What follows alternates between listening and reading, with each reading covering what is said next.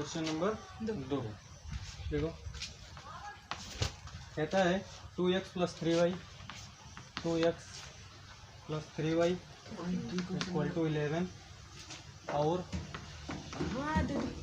-4y 2x - 4y equal to -24 2x - 4y equal to -24 को हल कीजिए। हल कीजिए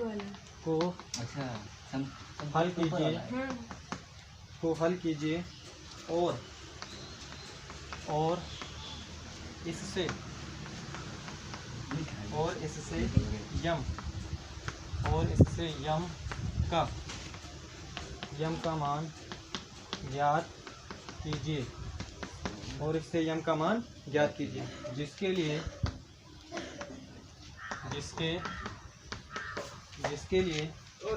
y equal to m x + 3 हो।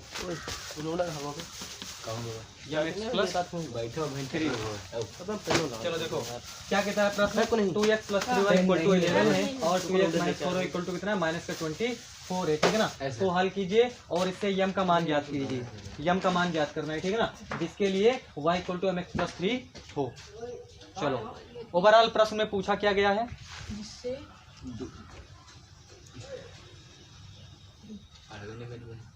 2x + 3y इक्वल टू 11 और 2x - 4y m का मान ज्ञात कीजिए। हाँ, यम का मान ज्ञात करना है, ठीक है ना। तो यम का मान हम किससे ज्ञात कर सकते हैं, जिसके लिए y का मान mx + 3 हो, y इक्वल टू mx + 3 हो, ठीक है ना। हमें यम का मान ज्ञात करना है, ठीक है ना। तो हम यम का मान इसमें कैसे ज्ञात कर सकते हैं, पहले आपको प्रश्न आपको दिया जाएगा तो उसको आपको सोचना है कि ओवरऑल करना क्या है इस प्रश्न में, ठीक है ना, क्या करना है।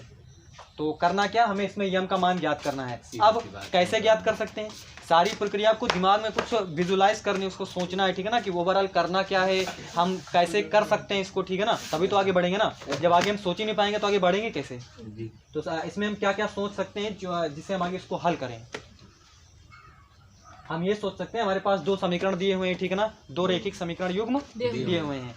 इनसे यहाँ पर देखा y इक्वल टू mx + 3 दिया हुआ है, ठीक है ना। यहाँ से हम यम का मान तभी ज्ञात कर सकते हैं जब x और y के मान पता हो, है ना, क्योंकि y इक्वल टू mx + 3 है। यहाँ से x और y की यदि मान हमें पता है तो यम का मान ज्ञात कर सकते हैं, आसानी से ज्ञात कर सकते हैं। अब यहाँ पर x और y का मान हम कहाँ से प्राप्त करेंगे, यहाँ से। ये 2 समीकरण दिए हुए हैं, 2 चर वाले रैखिक समीकरण है, ठीक है ना। तो 2 चर वाले हैं तो कम से कम 2 समीकरण हमें होने चाहिए, ठीक है ना। तो हमको 2 समीकरण दिए हुए हैं, इनसे हम क्या करते हैं, ज्ञात कर लेते हैं x और y के मान। उसके बाद में हम x और y के मान इसमें रख देंगे तो यहाँ से हमें यम का मान प्राप्त हो जाएगा, ठीक है ना। तो इतना चीज आपको सबसे पहले सोचना है, ठीक है ना, तभी तो आगे हल करोगे। जब सोच ही नहीं पाओगे तो करोगे क्या इसमें, क्या कहने का मतलब करना क्या है इस प्रश्न में, है ना, करना क्या चाहते हो इसमें, है ना। तो देखो क्या करेंगे इसमें। चलो 2 समीकरण दिए हुए हैं, 2x + 3y equal to 11, equation number 1, 2x - 4y equal to कितना है -24 दे रखा है, ठीक है ना। ये चलिए इसको हम इक्वेशन नंबर 2 भी नहीं मानते हैं, ठीक है ना। कितना दे रखा है, 2x - 4y इक्वल टू कितना -24 है। चलिए यहाँ पर हम 2 कॉमन कर लेते हैं, ठीक है ना। क्या बचेगा यहाँ, x माइनस ये कितना बचेगा 2y इक्वल टू कितना हो जाएगा -24, है ना। 2 कॉमन कर लिया, यहाँ पर x बचा, -2y बचा, इक्वल टू कितना हो गया -24। तो देखो 2 × 9 2, 2 × 9 2, 2 दूनी 4, तो अर्थात यहाँ पर x - 2y इक्वल टू कितना हो गया -12, ठीक है ना। इसको हम मान लेते हैं इक्वेशन नंबर 2। इतनी बात समझ में आती है। हाँ, क्या किया हमने यहाँ पर, हमने 2 यहाँ पर कॉमन किया तो यहाँ पर क्या बचा, x - 2y बचा ना, क्योंकि यदि हम इससे गुणा करते हैं तो यहाँ पर 2x हो जाएगा, 2 दूनी 4 हो जाएगा माइनस का, इक्वल टू कितना -24 है। यहाँ पर 2 कॉमन हमने किया है तो यहाँ पर ये गुणांक में है, ठीक है ना, तो इसको इससे हमने क्या कर दिया, भाग कर दिया, ठीक है ना। तो यहाँ पर कितना हो गया, 24 से 2 से भाग कर दिया तो कितना बचा, -24 है, कितना बचेगा -12 बचा, ठीक है ना। तो -12, यहाँ पर x - 2y equal to -12। Equation number कितनी हो गई, 2 हो गई। Equation number 1, equation number 2, 2 equation देखिए। इसको हम हल करेंगे किससे, प्रतिस्थापन विधि से हल करते हैं, ठीक है ना। क्योंकि प्रश्न में कहा नहीं गया है कि आप इस विधि का प्रयोग कीजिए, आपको जो सुविधा हो, ठीक है ना, जैसे आपको अच्छा लगे। प्रतिस्थापन हल करिए, वज्र गुणन हल करिए, विलोपन हल करिए, ग्राफी हल करिए, जो भी हल करिए, आप यक्स और वाई के मान यहाँ पता करना है, ठीक है ना। पता करने के बाद हम यहाँ पर रखेंगे, यम का मान प्राप्त कर लेंगे, ठीक है ना। कोई बाउंडेशन नहीं है, जब बाउंडेशन होती है तब हम उसी विधि, अगर कहा जाए, है ना, कहा जाए कि आप प्रतिस्थापन विधि से हल करिए, तब आप विलोपन नहीं लगा सकते, ठीक है ना, है ना। तो कहने का मतलब जो कहा जाए उसी के अनुसार काम करना है, अपने आप से कुछ नहीं लगाना इसमें, ठीक है ना। चलो देखते हैं। तो यहाँ से हम, ये समीकरण नंबर 2 है। चलिए अब यहाँ से हम प्रतिस्थापन विधि का प्रयोग करते हैं यहाँ पर। तो हम क्या कहा था हमने, पहला चरण क्या है, प्रतिस्थापन विधि में जो अच्छा लगे वही। हाँ, पहला चरण ये है कि हम यक्स और वाई के मान, है ना, यक्स और वाई के मान को दूसरे के पदों में हम क्या करते हैं, यक्स या वाई दोनों में से किसी एक को दूसरे के पदों में व्यक्त करते हैं, ठीक है ना। कहने मतलब हम किसी एक समीकरण को इसमें से उठाते हैं और उससे हम यक्स या वाई को किसी दूसरे के पदों में व्यक्त करते हैं, अर्थात यक्स बराबर या कितना यहाँ पर हो जाएगा -12 + 2y हो जाएगा, या फिर आप वाई निकाल लीजिए। कहने का मतलब एक मान निकाल करके, यक्स या वाई का मान निकाल करके आपको किसी जो एक समीकरण बचेगा उसमें क्या करना है, प्रतिस्थापित करना है, ठीक है ना, ये चीज। तो हम एक समीकरण ये वाला लेते हैं, समीकरण 2 से क्या है, यक्स - 2y = -12। तो यहाँ पर ये कितना हो जाएगा, यक्स बराबर -12 प्लस कितना हो जाएगा, 2y हो जाएगा, ठीक है ना। इसको इक्वेशन नंबर क्या कह देते हैं, 3 कह देते हैं, ठीक है ना। अब क्या करते हैं, हम इस यक्स का मान जो समीकरण बचा उसमें रख देते हैं, ठीक है ना, ये वाला। तो क्या करेंगे, यक्स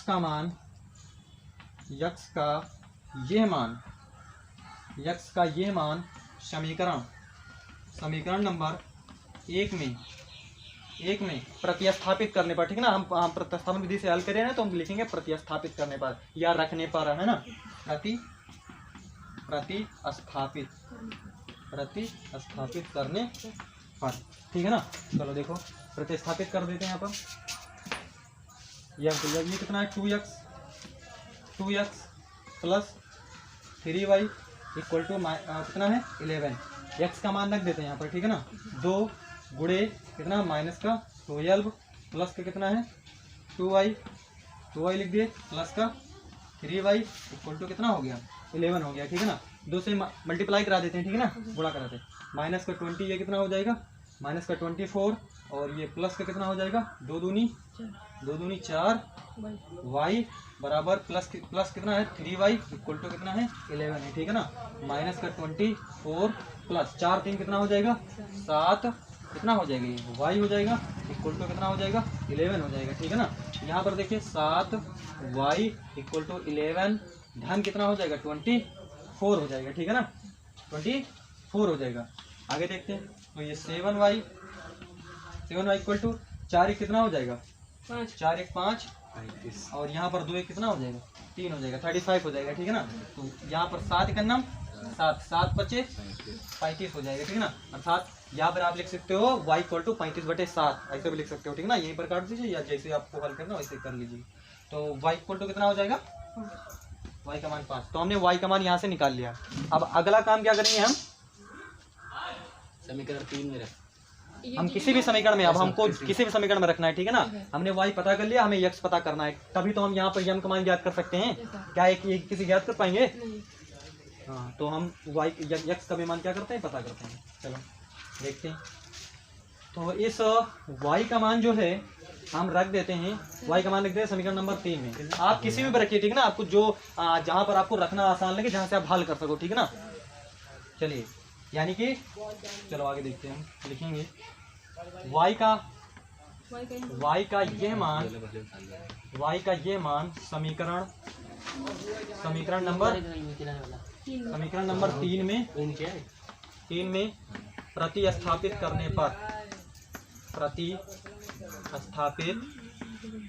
ठीक है ना। चलो प्रतिस्थापित कर देते हैं।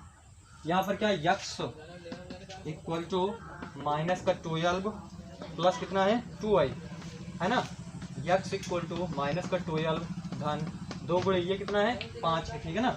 x बराबर -12 धन कितना है, ये 5 दूनी 10, है ना। तो x बराबर कितना हो जाएगा, -12 प्लस 10 है, कितना हो जाएगा, क्योंकि माइनस प्लस क्या होता है, घटता है, ठीक है ना। और चिन्ह जो संख्या बड़ी होती है उसका लगता है, ठीक है ना। तो यहाँ पर माइनस प्लस है तो घटेगा, स्वाभाविक है, लेकिन चिन्ह किसका लगेगा, चिन्ह जो संख्या बड़ी होगी उसके सामने का चिन्ह लगेगा, कितना होगा, -2 2 होगा, ठीक है ना। तो हमने x और y के मान पता कर लिया, अर्थात x इक्वल टू माइनस का 2 और y इक्वल टू कितना है 5 है, ठीक है ना। इतनी बात समझ में आती है। चलो आगे देखते हैं। अब हम क्या ज्ञात करेंगे, यम का मान। हमें तो जो पूछा है प्रश्न में वही काम करना, इतना काम करके छोड़ना थोड़ा नहीं।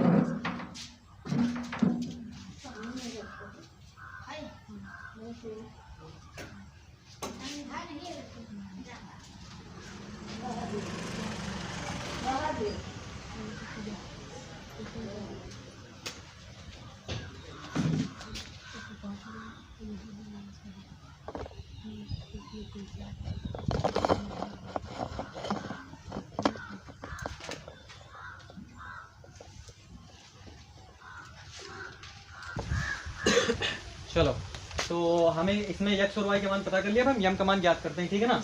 यहाँ पर ये देखिए ये इक्वेशन दी हुई है, ठीक है ना। y इक्वल टू कितना दे रखा है, mx+3 दे रखा है, ठीक है ना। यहाँ से हम यम का मान ज्ञात कर लेते हैं। इसको आप शुरू में लिख लीजिएगा, इसको कोई समीकरण मान लीजिएगा 3 या 4, ठीक है ना, जो अपने जैसे होगा, ठीक है ना। चलिए तो y इक्वल टू यहाँ पर, चलिए y का मान रख देते हैं। y कितना है 5 बराबर यम गुणे x कितना है माइनस का 2 प्लस का कितना है 3 है। ये 5 बराबर ये माइनस का 2m हो जाएगा, ठीक है ना। और ये प्लस कितना है +3 है, ठीक है ना। तो ये 5 - 3 इक्वल टू माइनस का 2 और ये कितना हो जाएगा यम हो जाएगा, ठीक है ना। माइनस का 2m और ये कितना बचेगा 2 बराबर माइनस का 2m हो जाएगा, ठीक है ना।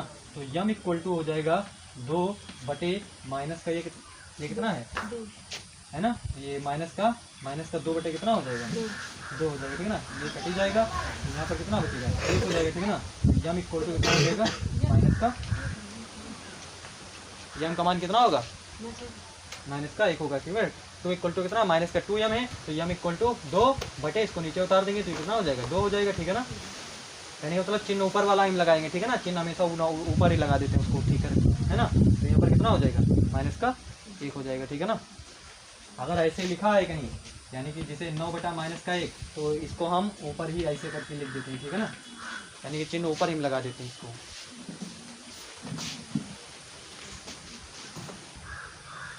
चलिए क्वेश्चन नंबर 3 कहता है निम्न समस्याओं में निम्न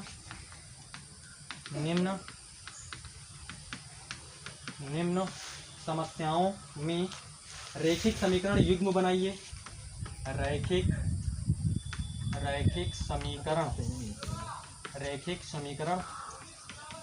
युग्म बनाइए, है ना। रैखिक समीकरण युग्म बनाइए और उनके हल प्रतिस्थापन विधि द्वारा ज्ञात कीजिए। और उनके हल प्रतिस्थापन विधि द्वारा हल, है ना। इसमें बाउंडेशन है, क्या बाउंडेशन है, प्रतिस्थापन विधि से हल करिए, कोई और विधि लगाई तो गड़बड़, ठीक है ना। चलो पहला सवाल इसमें है, दो संख्याओं का अंतर 26 है। दो संख्याओं का अंतर 26 है ना। दो संख्याओं का अंतर 26 है और एक संख्या दूसरी संख्या की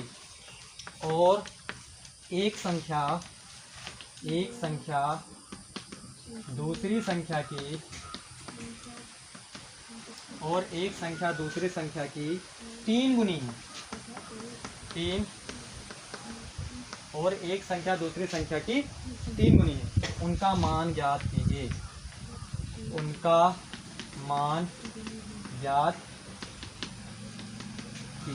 ठीक है ना। चलो समझते हैं प्रश्न में क्या कहता है। सबसे पहले इसमें सवाल नंबर जो 3 है उसमें जितने भी सवाल आपको मिलेंगे, है ना, आपको वर्ड प्रॉब्लम दी जाएगी, ठीक है ना। वर्ड प्रॉब्लम का मतलब यानी कि शब्दतः आपको सवाल दिया जाएगा, उसको आपको क्या करना है, रैखिक समीकरण युग्म आपको सबसे पहले क्या करना है, बनाना है। पढ़ ही रहे हैं हम 2 चर वाले रैखिक समीकरण, युग्म। क्या पढ़ रहे हैं हम? हाँ, दो चर वाले रैखिक समीकरण युग्म हम पढ़ ही रहे हैं चैप्टर, ठीक है ना।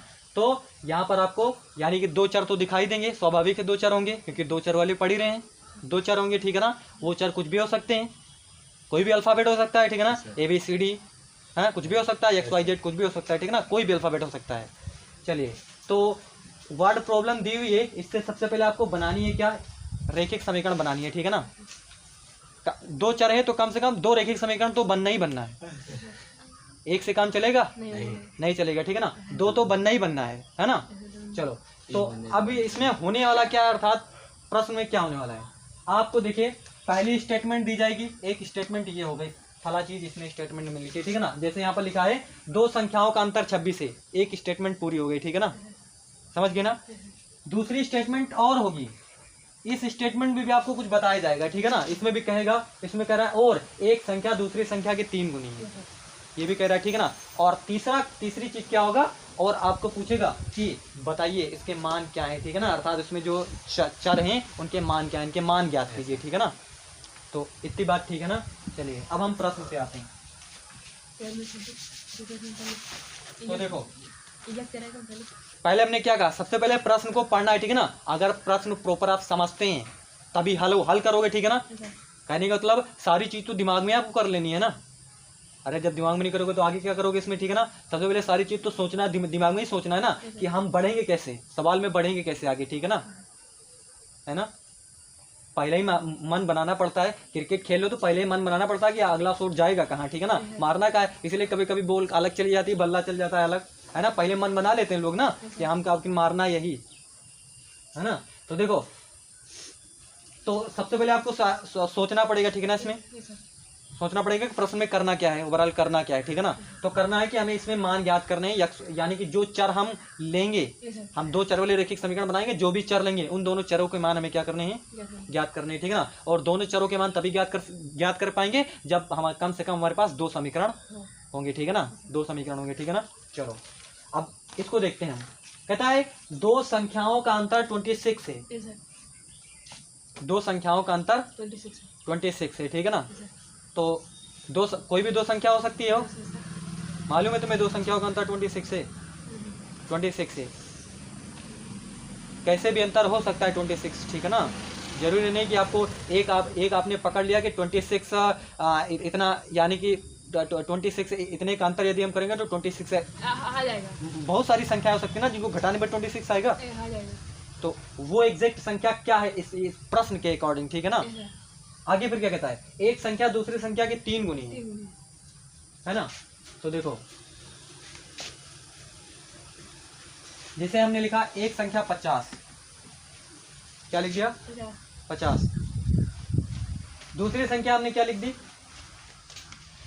कितना घटा दे इसमें हम, हाँ कितना 26, यहाँ पर कितना हो जाएगी 4, और ये कितना बचेगा 2, 24, कितना बचेगा 24 बचेगा ना। यानी कि 50 में से यदि हम 24 क्या कर देते हैं, घटाते हैं तो कितना बचेगा 26, कितना बचेगा 26 बचेगा, ओ 24 बचेगा, कितना बचेगा 50 में से यदि हम 24 घटा देते हैं तो कितना बचेगा 26 बचेगा, ठीक है ना। 50 में से यदि 24 घटाएंगे तो कितना बचेगा, क्योंकि हमें 26 ही लाना है ना। ये भी हो सकता है, या फिर और बहुत सारे नंबर हो सकते हैं ना, लेकिन हमें तो प्रश्न को लेकर चलना है ना। नहीं तो हम सोच लेंगे दो संख्याओं का अंतर 26 है तो हम एक लिख दें 50, एक लिख दें 24, बस हमारा काम हो गया। अब आगे हम हाल ही नहीं करें, देखिए और आगे तो कुछ प्रश्न कहता है एक संख्या दूसरी संख्या के 3 गुनी है, इसको भी तो दिखाना पड़ेगा। चलो, तो एक संख्या दूसरी संख्या की क्या है, एक संख्या दूसरी संख्या की क्या 3 गुनी है। चलिए हम प्रश्न की बात करते हैं। इसमें घटाएंगे कब हम, बड़ी संख्या में से छोटी संख्या को घटाएंगे ना। अगर छोटी संख्या में से बड़ी संख्या को घटाएंगे तो क्या आएगा, ऋण में चीज आ जाएगी ना, आएगी कि नहीं। छोटी संख्या में से यदि बड़ी संख्या घटा देंगे तो ऋण में आएगी ना। हमें बड़ी में से छोटी घटानी है ना, तभी तो धन में संख्या आएगी 26, तभी तो आएगा। चलिए, तो हम दो संख्या मान लेते हैं, एक बड़ी संख्या एक छोटी संख्या, ठीक है ना। और उन दोनों छोटी बड़ी संख्याओं के मान हम क्या करते हैं, ज्ञात कर लेते हैं, ठीक ना। चलिए मान लेते हैं, माना बड़ी संख्या माना बड़ी संख्या क्या है, यक्स यक्स। माना बड़ी संख्या क्या है, यक्स, ठीक है ना। तथा छोटी संख्या क्या है, y है, ठीक है ना। क्या कर लेते हैं, y।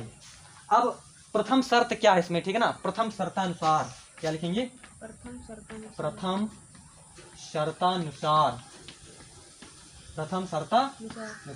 क्या कहता है, दो संख्याओं का अंतर 26 है। तो हमने तो दो संख्या मान ली ना, माना बड़ी संख्या क्या है, यक्स और तथा छोटी संख्या क्या है, वाई y है, ठीक है ना। तो क्या कहता है, दो संख्याओं का अंतर 26 है, तो क्या करेंगे, बड़ी संख्या में से छोटी संख्या को हटा देंगे तो 26 मिल जाएगा ना। हमने ये चीज हमें सोचनी है, ठीक है ना। बड़ी संख्या में से यदि छोटी संख्या को हटा देते हैं तो 26 मिलता है। अभी तक तो हम मान लेते हैं, ठीक है ना। आगे जब हल करेंगे तो पता चल जाएगी कौन कौन सी वो दोनों संख्याएं, ठीक है ना। तो प्रथम शर्त तो ये है x माइनस वाई, क्योंकि बड़ी में से छोटी संख्या को हटाएंगे ना, ये 26 है, ठीक, एक कह देते हैं, ठीक है ना। हमने एक रैखिक समीकरण बना लिया, ठीक है ना। दूसरा क्या कहता है, दूसरा कहता है एक संख्या दूसरी संख्या की 3 गुनी है, एक संख्या दूसरी संख्या की 3 गुनी है, ठीक है ना। चलिए क्या कहता है, द्वितीय शर्तानुसार, द्वितीय शर्तानुसार क्या कहता है, एक संख्या दूसरी संख्या की 3 गुनी है। ये जो हमने माना है ना, ये यही दो संख्या है ना, x और y हमने मान लिया है कि यही दो संख्या हैं। अब हम इसी पर बात करेंगे, जो भी दो संख्याओं का अंतर 26 है, अर्थात बड़ी संख्या में से छोटी संख्या घटा देते हैं तो 26 आता है। ये हमने कहा कि ये दो संख्याएं हैं, कहने का मतलब इनको जब हम घटाते हैं तो 26 आता है, ठीक है ना। आगे क्या कहता है, एक संख्या दूसरी संख्या की 3 गुनी है ना। कहने का मतलब बड़ी वाली संख्या जो होगी वो हो सकती है कि छोटी वाली संख्या से 3 गुनी होगी, यही तो होगा ना। क्या छोटी वाली हो जाएगी बड़ी वाली से, नहीं, बड़ी वाली तो हो सकती है ना, इतना तो सोचना पड़ेगा। चलो तो बड़ी वाली हम लिख लेते हैं, ये देखिए बड़ी वाली लिख लेते हैं, ठीक ना। एक संख्या दूसरी संख्या की 3 गुनी है। हमें दोनों को बराबर दिखाना है, हमें क्या करना, दोनों को बराबर दिखाना है, यानी कि ये दोनों हैं, ये दोनों संख्या हैं, दोनों को बराबर हम दिखाएंगे। तो 3 गुनी है, हम गुणा किस में करेंगे, जो 3 गुना है वो किस में गुणा होगा, हैं, किस में, यक्स में गुणा करेंगे, 3 गुना है, या वाई में गुणा करेंगे, वाई में क्यों करेंगे, क्योंकि वाई छोटी है, उसको दोनों को बराबर करना है, बराबर दिखाना है, ठीक है ना। क्योंकि y छोटी है, इसीलिए तो कहते हैं ना एक संख्या दूसरी संख्या की 3 गुनी है, क्योंकि हमें बराबर दिखाना है। और बराबर तभी दिखा पाएंगे जब हम छोटी संख्या में जो कहेगा वो गुणा करेंगे ना, छोटी संख्या में गुणा करेंगे तभी तो बराबर दिखा पाएंगे। यदि हम बड़ी वाले में कर दे तो फिर बात गड़बड़ हो जाएगी ना, हाँ, वो और ज्यादा गुना हो जाएगा, और हो जाएगी ना, और गुना हो जाएगा। चलो तो यहाँ पर देखिए ये y है, छोटी संख्या जो एक संख्या है दूसरी संख्या की 3 गुनी है। यदि हम इसमें 3 से गुणा कर देंगे तब ये क्या हो जाएगी, 3 गुनी हो जाएगी, ठीक है ना। तो ये y 3 गुना हो जाएगा, ठीक है ना। तो बात बनेगी नहीं ना, क्योंकि बराबर हमें दिखाना है। बराबर तभी दिखा पाएंगे जब हम छोटी संख्या में गुणा करेंगे, ठीक है ना। हमें 3 से मल्टीप्लाई कर दिए, ठीक है ना। इसको हम इक्वेशन नंबर 2 कह देते हैं, ठीक है ना। तो यहाँ से हमें यक्स तो पता ही, डायरेक्ट ही पता चल रहा है ना, पता चल रहा है ना, ये पता चल रहा है। अब हम यहाँ पर हम यक्स और वाई के मान ज्ञात कर लेते हैं फटाफट, ठीक है ना। हमें तो वही ज्ञात करने हैं ना, छोटी संख्या बड़ी संख्या। चलिए तो यक्स का मान हम क्या कर देते हैं, एक ही में रख देते हैं, ठीक है ना। यक्स का मान लिखेंगे समीकरण 2 से यक्स का मान समीकरण 1 में रखने पर, समीकरण 2 से यक्स का मान समीकरण 1 में रखने पर, देखो x minus y equal to 26, x कितना है 3y minus y equal to 26, कितना बचेगा 2y इक्वल टू 26। तो y इक्वल टू हो जाएगा 26/2, अर्थात कितना बचेगा 13 बचेगा। तो y इक्वल टू कितना हो जाएगा 13 हो जाएगा, ठीक है ना। अब कहीं से भी हम यक्स का मान प्राप्त कर सकते हैं, ठीक है ना। क्या रख देते हैं हम, इसमें रख देते हैं y का मान समीकरण 2 में रखने पर y का यह मान समीकरण इसमें 2 में, समीकरण 2 में रखने पर, चलो देखते हैं यक्स बराबर 3 इंटू वाई कितना है 13 है ना। तो यक्स बराबर 13 39, ठीक है ना। तो हमने यक्स अर्थात अतः यक्स बराबर 39 और y बराबर 13। समझे कि नहीं? घटा के देख लेते हैं। 9 में से 3 गया 6, यस सर। कितना बचा? 6 3 में से 1 गया 2 बचा 26। Yes sir. तो वही इस प्रश्न के अनुसार वो दो संख्याएं यही हो सकती हैं, है ना? इस प्रश्न के अनुसार वो दो संख्याएं 39 और क्या है? अच्छा बताइए। बचेगा नहीं? घटा के देख लो। चलो, यानी कि अगर आपको लगता है कि ये इसको वेरीफाई तो भी कर सकते हो ना, यस सर। दोनों का अंतर होना चाहिए 26। प्रश्न कहता है यस सर। नहीं आता है 26, तो आपने गलत हल किया है। यहाँ पर जो भी कैलकुलेशन किया वो गलत है। Yes sir. अगर नहीं आए तो गलत किया ना आपने। Yes sir. आना चाहिए, ठीक है ना? जो भी है ना, प्रश्न को वो क्या करना चाहिए? फॉलो करना चाहिए, ठीक है ना? अन्यथा आपके उत्तर गलत आए हैं, ठीक है ना?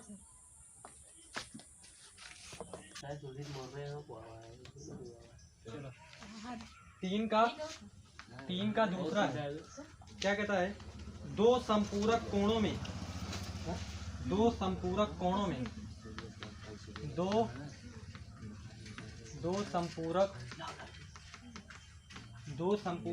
में बड़ा कोण छोटे कोण से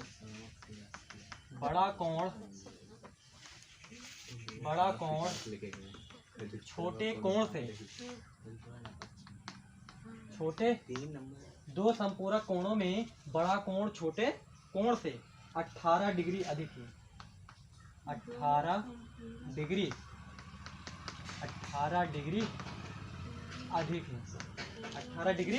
अधिक है। उन्हें ज्ञात कीजिए।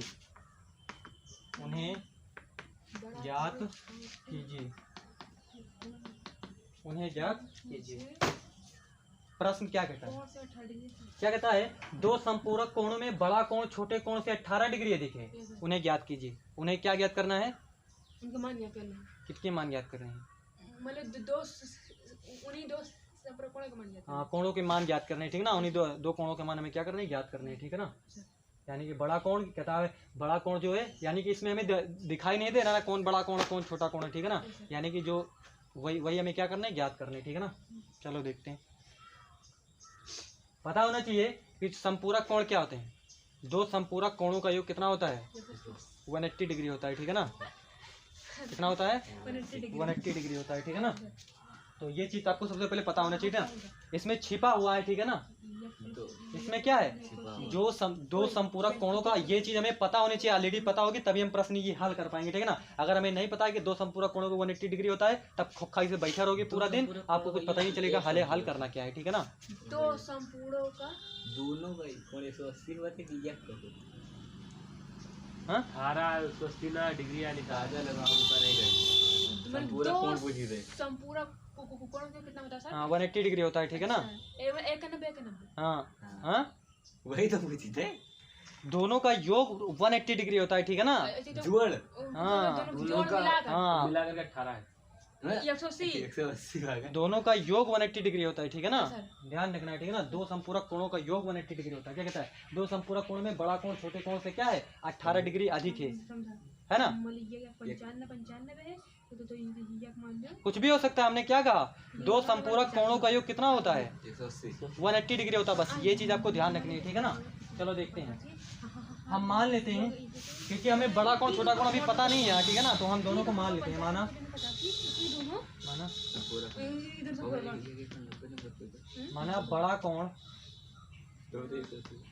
माना बड़ा कोण x डिग्री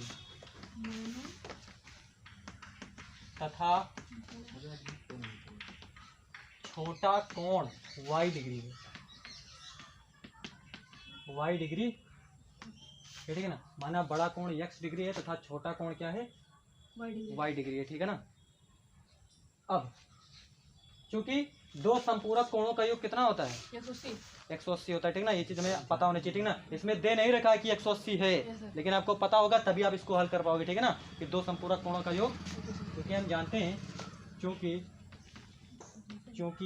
हम क्योंकि हम जानते हैं कि दो संपूरक कोणों का योग दो ठीक दो संपूरक कोणों का योग 180 डिग्री होता है, ठीक है ना। अर्थात हमने क्या माना, दो संपूरक कोण मान लिया ना, x और y माना है, तो हम क्या लिखेंगे, x plus y equal to कितना, कोणों का योग है 180 डिग्री, ठीक है ना। ये इक्वेशन नंबर क्या हो गई, 1 हो गई।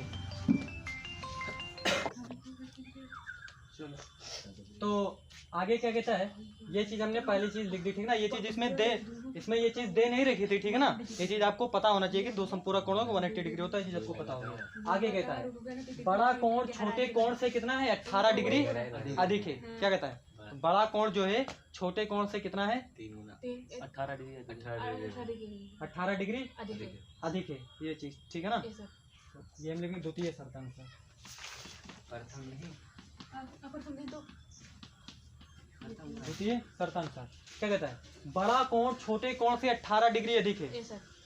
कहने का मतलब यदि बड़ा कोण हमने क्या कहा, यक्स कहा है, ठीक है ना।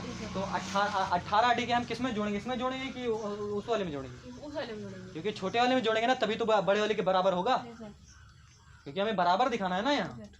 चलो बराबर, यहाँ पर ये हो जाएगा y प्लस 18 होगा। चलिए बड़ा कोण छोटे कोण से कितना है, बड़ा कोण छोटे कोण से 18 डिग्री अधिक है। ये इक्वेशन नंबर 2 है, ठीक है ना। ये आपको कहने का मतलब आपको दो चर वाले रैखिक समीकरण युग्म को बनाना है, ठीक है ना। यहाँ पर सबसे पहले ये चीज ये बनानी, अगर बना लिया तो हल करना बहुत आसान है, ठीक है ना। चलिए तो इस यक्स का मान हम इसमें रख देते हैं, ठीक है ना। यहाँ से आसान है, क्या लिखेंगे, समीकरण 2 से यक्स का मान समीकरण 1 में प्रतिस्थापित करने पर, चलिए देख लेते हैं। ये कितना है, x plus y equal to 180, x कितना है, y plus 18 plus y equal to 180, और ये 2y प्लस 18 बराबर 180, कितना हो जाएगा, 2y इक्वल टू 180 माइनस कितना हो जाएगा, 18 होगा, 18। तो 2y इक्वल टू कितना बचेगा, 10 में से हट गया 2 बचा, और यहाँ पर कितना बचा 7 में से कितना, 7 में से ये कितना बचा 6, और यहाँ पर कितना बचा 1 बचा, ठीक है ना, 162, ठीक है ना। चलिए तो y इक्वल टू 162 बटे कितना हो जाएगा 2 हो जाएगा, ठीक है ना। अर्थात 2 अठे 16 और 2 अन्नम 2 81, ठीक है ना। तो y कितना हो गया 81 डिग्री, ठीक है ना, डिग्री है ना, अंश में लेंगे, ठीक है ना। तो y 81 डिग्री हो गया, ठीक है ना। आगे ये तो हमने यह छोटा कोण बता दिया, ठीक है ना। बड़ा कोण देख लेते हैं, ठीक है ना। तो y का मान हम रख देते हैं किसी भी समीकरण में, y का मान 2 में रखने पर, y का मान समीकरण 2 में रखने पर, y का मान समीकरण 2 में रखने पर क्या हो जाएगा, x बराबर y कितना है 81 प्लस 18 x इक्वल टू ये कितना हो जाएगा 8 1 9 और 8 1 9 99 डिग्री हो जाएगा, ठीक है ना। चलिए अतः x बराबर 99 डिग्री और y बराबर कितना हो जाएगा, y कितना है 81 डिग्री, ठीक है ना। तो ये दो मान होंगे इसके, ठीक है ना। इसको जांच भी कर सकते हो कि हमारे मान सही है या नहीं सही है, ठीक है ना। क्या कहता है, दोनों का जो क्या कहता है कि दोनों का योग कितना हो जाएगा 180 होना चाहिए, ठीक है ना। है 180, 9 1 10 कितना हो जाएगा 0, 9 8 17 1 18 हो जाएगा, 180 हो गया, ठीक है ना। और दूसरी भी चीज देख सकते हो, दूसरी चीज क्या है 18 अधिक है ना, 81 से देखिए है 18 9 9 9 18, अरे 81 9 कितना 90, और उधर कितना हो गया 9 9 9 9 9 9 18 हो गया, ठीक है ना। तो सारी चीज क्लियर है। जी सर।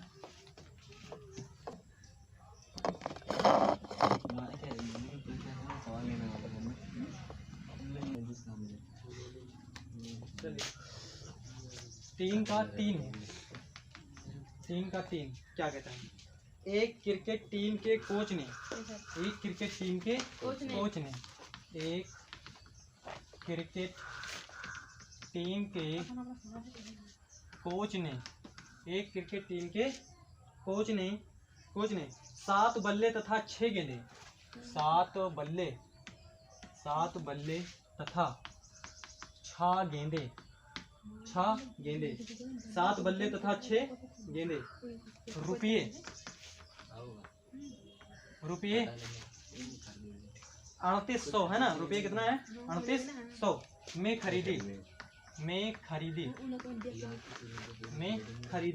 आगे कहता है बाद में उसने 3 बल्ले, बाद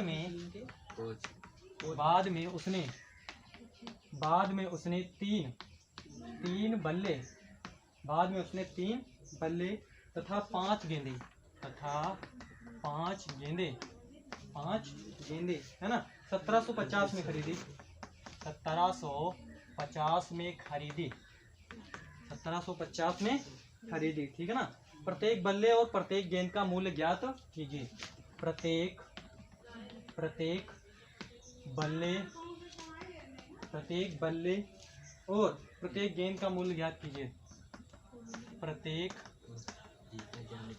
गेंद का मूल्य ज्ञात कीजिए, ठीक है ना। प्रत्येक बल्ले और प्रत्येक गेंद का मूल्य हमें क्या करना है, ज्ञात करना है, ठीक है ना।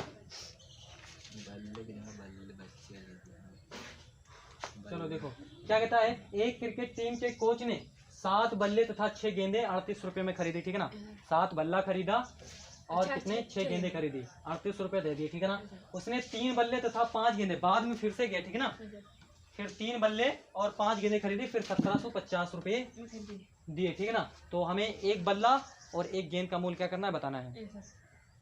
यानी कि कोई बंदा है, ठीक है ना, वो जाता है दुकान को और क्या कहता है, एक बंदा है जो दुकान जाता है और कहता है कि आप मुझे 7 बल्ले और 6 गेंद दे दीजिए, ठीक है ना। और वो मूल्य बताता है, यानी कि 7 बल्ले और 6 गेंदे, आप उनसे कहते हो कि हमको 7 बल्ले चाहिए और 7 बल्ले चाहिए और 6 गेंदे चाहिए, ठीक है ना। तो वो आपको मूल्य बता देता है कि आपको इतना रुपए पे करना है, ठीक है ना। कितना रुपए पे करना है, 38 रुपए देना है। तो आप क्या ऐसे ही तुरंत 38 दे दोगे उनको, हैं, दे दोगे तुरंत? हाँ जोड़ोगे ना। अरे तो तुमको क्या, तो तुमसे कोई कहे 5 गेंद और 3 बल्ला, तुम कह दो तुमको 5000 हुआ तो 5000 तुरंत दे दोगे?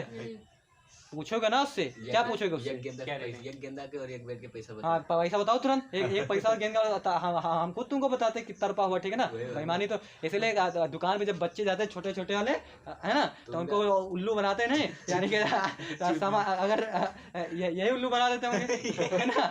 जैसे 500 ग्राम कोई चीज आधा किलो लेने गया, 500 ग्राम 400 दे दिया उसको, ठीक है ना। लड़का था उल्लू, उसको क्या मालूम 400 ग्राम वो 500 ग्राम किया, ठीक है ना। उसने घर पर बताया कि जाके आधा किलो चीनी ले आना, ठीक है ना। और वो गया आधा किलो चीनी, उसको क्या वो बताया कि आधा किलो चीनी है, आधा किलो गया ले के चलाया घर के, वो उसको तो मालूम नहीं, ठीक है ना। लेकिन अगर तुम्हें तो दुकान जाओगे तुम कहोगे आधा किलो चीनी दो, ठीक है ना, तो तुम पूछोगे ना कितने रुपए किलो भैया चीनी है, पूछते हो ना, पूछोगे ना कितने रुपए में भैया बताइए, तो हम खुद रुपये तुमको बताया, तुम क्या बताइए, है ना।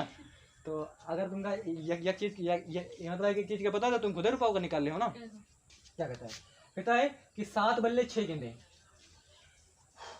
हमने कहा कि एक बल्ले का मूल्य हमने यक्स मान लिया और उसका हमने क्या मान लिया, वाई मान लिया, ठीक है ना। और इस तरीके से उन्होंने टोटल कितना रुपया दिया है, 3800 दिया, ठीक है ना,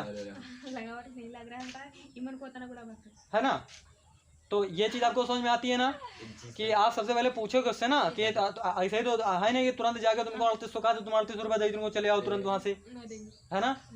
हाँ उससे पूछोगे ना कहीं, यानी कि अगर चलो आप इत्तेफाक से दे ही आए, 3800 कहा कि तुमने 7 बल्ला खरीदा और 6 गेंदे खरीदे, इत्तेफाक से दे आए आप उनको 3800।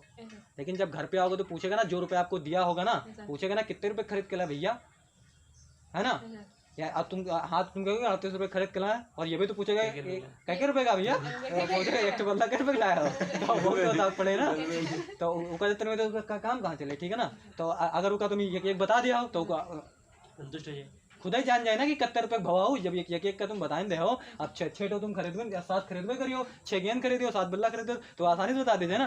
बताए कि ना बताए? बता दे। चलो, तो यानी कि एक एक के पता हो तो बात तो आसान हो जाए, ठीक है ना, है ना, बात आसान हो जाए। चलो देखते हैं।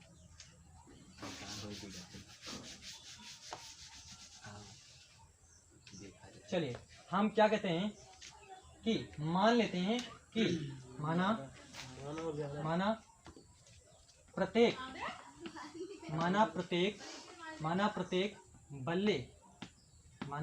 बल्ले का मूल्य, प्रत्येक बल्ले का मूल्य कितना है? प्रत्येक बल्ले का मूल्य कितने रुपए है? X रुपए है। तथा प्रत्येक गेंद का मूल्य कितना है? 1700 ओ कितना है? वाई रुपए मान लेते हैं, ठीक है, वाई रुपए मान लेते हैं। अब 2 शर्त है, ठीक है ना, 2 शर्त। प्रथम शर्तानुसार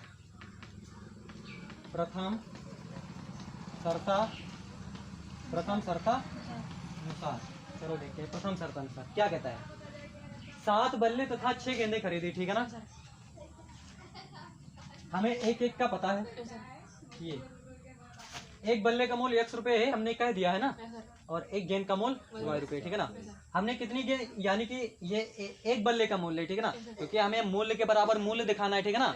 क्या हम मूल्य के बराबर कुछ और दिखाएंगे? है ना, बराबर के बराबर ही तो दिखाना है, कुछ और दिखा देंगे?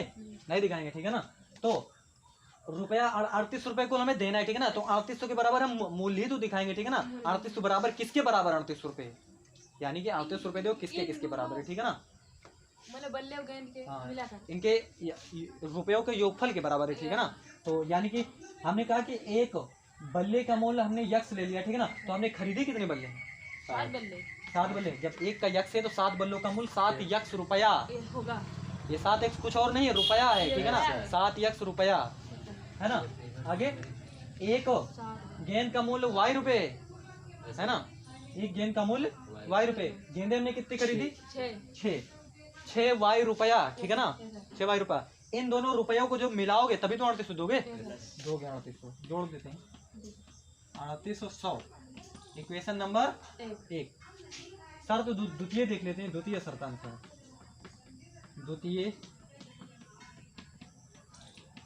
द्वितीय शर्तानुसार क्या कहता है? आइए, कहता है उसने 3 बल्ले खरीदे, यानी कि एक बार गया और उसको बल्ला और गेंद पसंद आ गया, ठीक है ना, पसंद आ गया, ठीक है ना। अब बल्ला यानी कि पसंद कब आया? गया, खेला, बढ़िया स्ट्रोक था, तगड़ा था, बॉल बहुत दूर दूर जा रही थी, ठीक है ना। फिर उसको पसंद आ गया, ठीक है ना, बॉल भी पसंद आ गई। फिर गया, जाके दुकान में पहुंचा, भैया 3 और दे दो, 3 बल्ले और 5 गेंदे और दे दो, ठीक है ना। तो वो तुरंत देता है, ठीक है ना। तो देखते हैं, तो 3 बल्ले, एक बल्ले का मूल्य हमने क्या माना है? एक बल्ले का मूल्य हमने X माना ही है। 3 बल्ले इस बार खरीदते तो कितने रुपए देंगे? एक बल्ले का मूल्य हमने X कह दिया, हम क्या X रुपए देंगे भाई, हम 100 रुपए देंगे, ठीक है ना, इतना रुपया देंगे आपको, ठीक है ना। तो खरीदेंगे कितने? हम इस बार कितने खरीद रहे हैं? 3 खरीदे। जब एक बल्ले का मूल्य X रुपए, यदि एक बल्ले का मूल्य हमने कहा 200 रुपए, तो 3 बल्ला खरीदोगे कितने रुपए दोगे? 600 दोगे ना, इतना तो जोड़ ही सकते हो, 600 दोगे। अब यहाँ पर हमने ये हमें क्या X जो है वो क्या वेरिएबल है, ठीक है ना, चर है। ये क्या है? फिक्स नहीं होता है, ठीक है ना, ये बदलता रहता है, कुछ भी हो सकता है X का मान। कोई जरूरी हमने 200 का 200 रुपये बल्ला मिल जाए?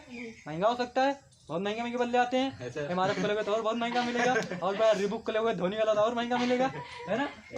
चलो तो देखते हैं। तो 3 बल्ले का मूल्य, एक बल्ले का X है तो 3 बल्ले का मूल्य कितने रुपए? एक बल्ले का X तो 3 बल्ले का मूल्य कितने रुपए? 3X रुपए। 3X रुपए देंगे हम इसके लिए, ठीक है ना। आगे कहता है एक गेंद का मूल्य यदि Y रुपए तो 5 गेंद का मूल्य 5Y क्या हो जाएगा? 5Y। इन दोनों चीज को खरीदने के बाद हम कितने रुपए देंगे इस बार? 70-50 रुपए। इन दोनों को जोड़ देंगे ना, जोड़ेंगे नहीं? देखिए 2 चीज खरीद रहे हैं तो दोनों का मूल्य जो जोड़ेंगे तो हम इतना टोटल रुपया इतना देंगे। चलो देंगे। चलो 3X + 5Y = 1750। इक्वेशन नंबर 2 कहते हैं इसको, ठीक है ना। अब हल तो करना है हमें, प्रतिस्थापन विधि से हल करना है, क्योंकि ये एक्सरसाइज ही प्रतिस्थापन विधि से। चलो तो हल करते हैं इसमें फटाफट। कहीं से भी क्या काम ने एक समीकरण को उठाना है ये सर और उठाने के बाद उससे हम किसी एक चर को दूसरे के मध्य में व्यक्त करना है, ठीक है ना। किसी भी समीकरण को, कोई भी समीकरण, कोई बाउंडेशन नहीं, किसी भी समीकरण को आप ले सकते हो, ठीक है ना, आसानी से। चलो इसमें से हम किसी एक समीकरण को लेते हैं। ऐसा करेंगे एक मिनट एक ले लें, छोटा ये ले लेते हैं, 1750 है ना, यही ले। चलो समीकरण 2 से, समीकरण 2 से, ठीक। 3x plus 5y equal to 1750 है ना। यक्स ले लेते हैं ना, यक्स ही निकाल लेते हैं। चलो 3x बराबर 1750 माइनस 5y है ना। तो ये यक्स इक्वल टू कितना हो जाएगा, 1750 माइनस 5y बटे कितना हो जाएगा, 3 हो जाएगा, ठीक है ना। तो ये हमने यक्स निकाल लिया है, इसको हम कह देते हैं 3। और ये समीकरण हम मानते हैं अपनी सुविधा के लिए, सोचो कि 3 यहीं पर होगा गुरुजी और कहीं होगा नहीं तो गलत हो जाएगा, हमारा गलत नहीं होएगा, ठीक है ना। कहीं पर आप सुविधा के लिए समीकरण मान सकते हो 1 2 3। हम इसलिए मान लेते हैं क्योंकि हम कह देते हैं कि हम फला समीकरण से उसमें हम मान रख रहे हैं, ठीक है ना। बताने में आसान लगता बताने में आसान है हाँ, और लिखने है ना? में भी। हाँ ठीक है ना, इसको हम की रखेंगे, ठीक है ना। चलो तो देखते हैं। अब इस हमने जिस समीकरण से निकाला है, हमने जिस समीकरण से निकाला है उसमें तो रखना नहीं है, ये उसी में रख देना है। नहीं सर, नहीं ये रखना तो है। नहीं निकाला। जिससे हम समीकरण का मान यक्स या जो भी चर है उसका मान नहीं निकाले, उस समीकरण में हमें रखना है, ठीक है ना। तो हम इस चर में रख दे, यानी कि इस जो रैखिक समीकरण इसमें रखते हैं। तो यक्स का मान यक्स का ये मान यक्स का ये मान समीकरण एक में समीकरण 1 में रखने पर, ठीक है ना। यक्स का ये मान समीकरण 1 में रख देते हैं, या लिखोगे समीकरण 3 से यक्स का मान समीकरण 1 में रखने पर, ऐसा लिख सकते हो, ठीक है ना। चलो तो निकाल दे। लगभग 7 बार कहेगा ये तो नहीं लगा रहेगा। अब पहले हमने तुम बताओ। चलो समीकरण 1 में रख देते हैं x का मान, ठीक है ना। चलो देखते हैं, ये 7 गुणे यक्स रख देते हैं। यक्स कितना है, 1750 माइनस 5y बटे कितना है, 3। किताब में नहीं है वो। ये चीज और प्लस 6y इक्वल टू कितना है, 3800, ठीक है ना। तो थोड़ा करा देते हैं अंदर, ठीक है ना।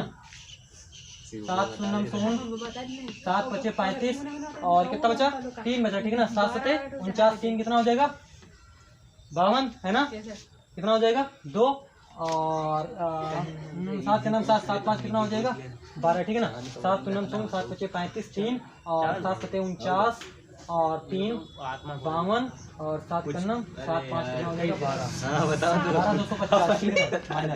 7 बचे 35 बटे कितना हो जाएगा 3 हो जाएगा, ठीक है ना। प्लस 6y बराबर 38 हो जाएगा, ठीक है ना। प्लस कितना है ये 6y इक्वल टू कितना हो गया 3800 हो गया, ठीक है ना। तो ये 12,250 minus 35y plus 18y 18y पूरे नीचे कितना हो जाएगा, ये 3 हो जाएगा, ठीक है ना। बराबर कितना हो जाएगा 3800 हो जाएगा, ठीक है ना। 1250 माइनस 35y प्लस कितना हो जाएगा 1850। देखते हैं क्या हो जाता है। ये 12,250 माइनस 5y और नहीं ऐसे ना प्लस नहीं तो हम ले लिया ना 11 18 कितना है y बराबर 3800 गुणे कितना हो जाएगा 3 हो जाएगा, ठीक है ना। 3800 गुणे 3 हो जाएगा। चलो आगे हल करते हैं।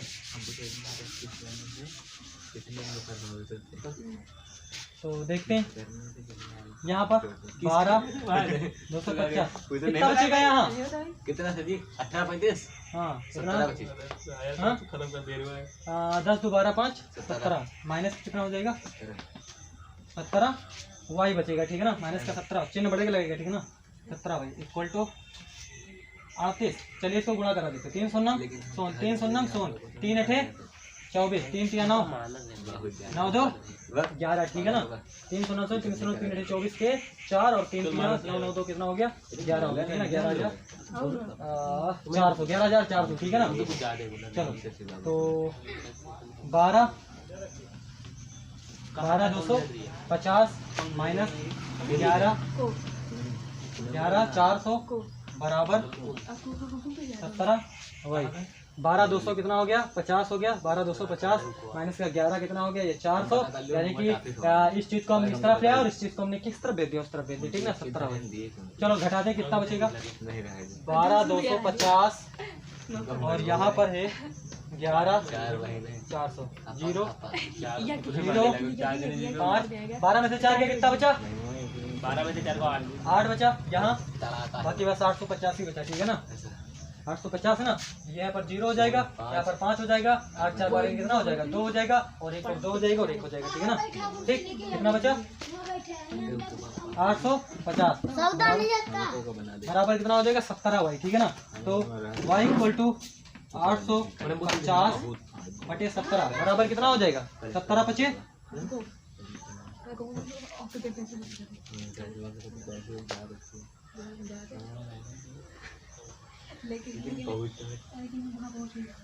ये y इक्वल टू कितना आ गया 17 बजे 50 है ना 50 रुपए। y क्या है वही एक बॉल है बॉल है, यानी कि 50 रुपए की बॉल मिलती है लगभग, ऐसा विक्की बॉल मिलती है 50 रुपए की, ठीक है ना। तो सर जी बैट के मूल तो बैग का भी बताते हैं ना हम, ये अब यहाँ से एक मान रखते हैं। अच्छा बैट तो भैया का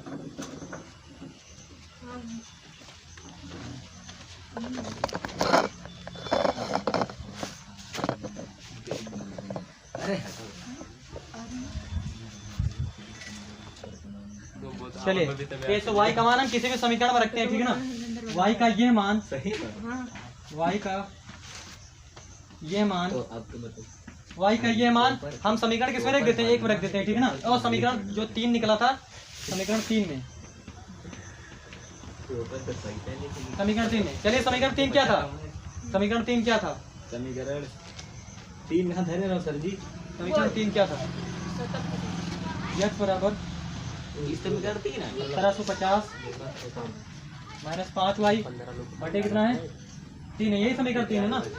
चलिए तो x बराबर 1750 माइनस 5 गुणे y कितना है 50, ये 3 हो जाएगा। x बराबर 1750 माइनस 5 बचे कितना हो जाएगा 250 बटे कितना हो जाएगा 3 हो जाएगा, ठीक है ना। 250 बटे 3। चलिए घटा देंगे कितना बचेगा यहाँ 1750 में से 250 घटा देंगे 1550 ओ कितना बचेगा 1500, ठीक है ना 1500। x बराबर कितना बचेगा 1500 बटे कितना हो जाएगा 3 हो जाएगा, ठीक है ना। तो x बराबर 3 बचे 15,500 तो x बराबर 500 रुपए। x क्या है एक एक बो बैट है 500 रुपए लगभग मिलता है, अच्छा बल्ला, ठीक है ना। 500 रुपए का एक बल्ला है और गेंद 50 रुपए की, ठीक है ना। दोनों चीज निकाल लेते हैं।